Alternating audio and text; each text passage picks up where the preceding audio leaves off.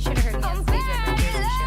Everything went out the window. You've got it locked to the new hits 97.3, vibing out with your girl Kimmy B backstage with Halsey, getting ready to kick off her BB&T Center Hopeless Fountain Tour. I'm super excited about this. Now, I have to talk to you.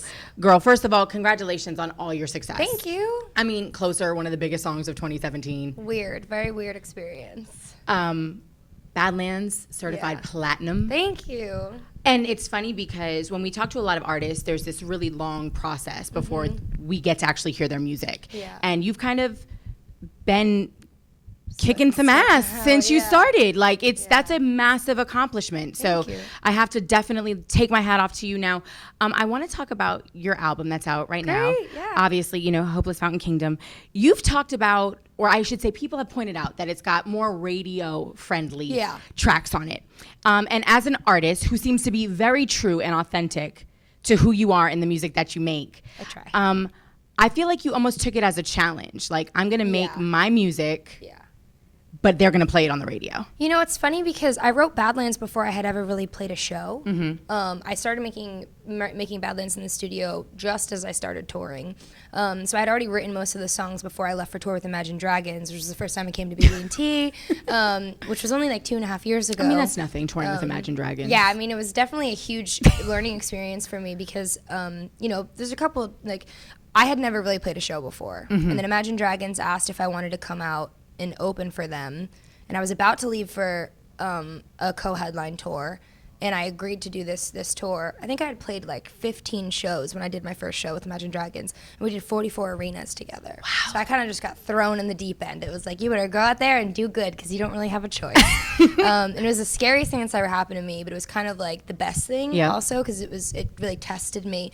So the thing for me about Hopeless Fountain Kingdom, it wasn't even so much about the radio so much as it was about, I had never made music for fans before. I made Badlands for me because I didn't have any fans.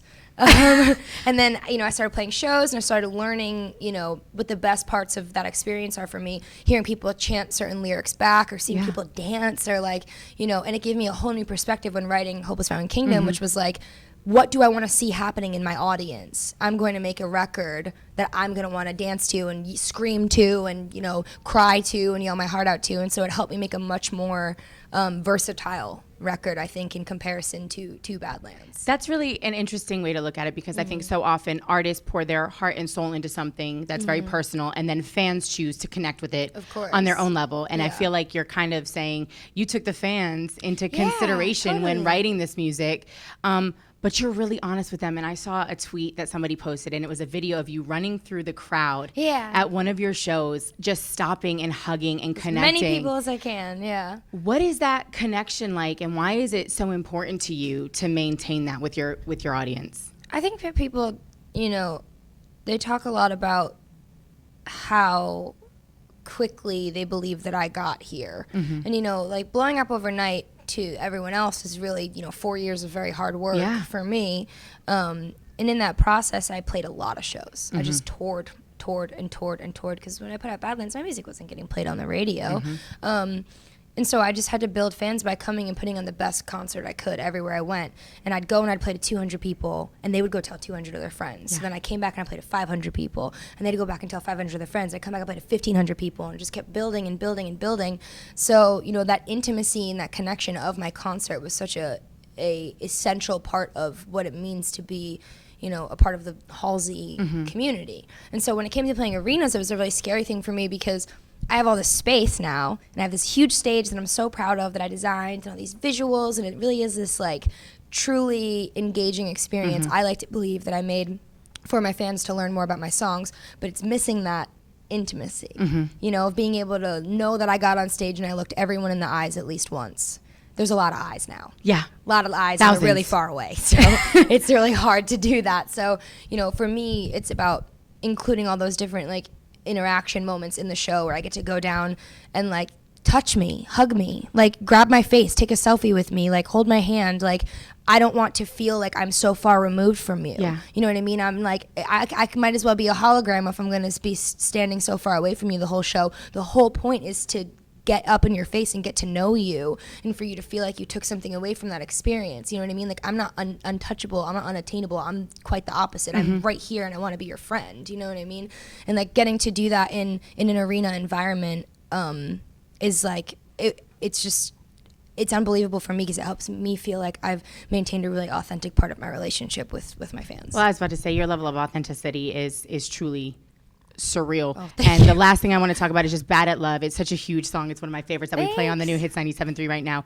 But you're so candid, and it took me a minute to actually catch on to the line where you're referring to a female. Yeah. And I don't know if that comes from a personal space, but it's the first time in pop music, and I'm going to be very honest, that I feel like it hasn't been the cliche description of a, female and female relationship. It sounds very, very authentic. Yeah. I mean, growing up and exploring your sexuality and your relationship with other people in like a romantic space, experimentation is a huge part of that, and there's nothing wrong with singing about that.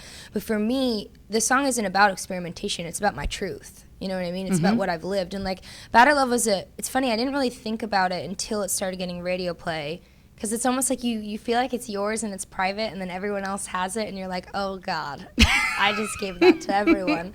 Like it's kind of scary. But Bad at Love for me is was a brave record on my part, because not only, so it's a song where I talk about 4 people that I've been with, and like how I've messed up the relationship and taking responsibility for having messed it up.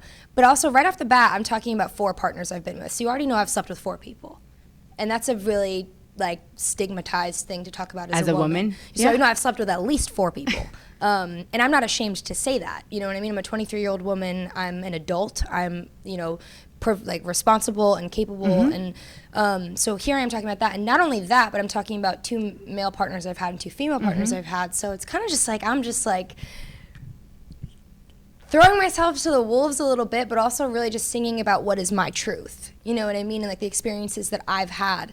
And in a way that it's just like, this is something that happened to me, but it's not even about them. It's not even about the sex. It's not about the partners. It's not about their genders. It's just about me being like really bad at finding love, man. Like, and just like trying my best to make it happen for me at 23 years old. Well, you know what? I think everybody can relate to that. And Halsey, there's a reason why your first album ever with quote unquote no fans went platinum, and while you're selling out arenas. So girl, just stick to standing in your truth and keep making the music that's honest to you, because it's honest to a lot of people. So we appreciate you for that. Thank you very much. I appreciate it. Have fun with Lauren, by the way. She's the best. We love you. Thank you so much. Of course. Bye, guys.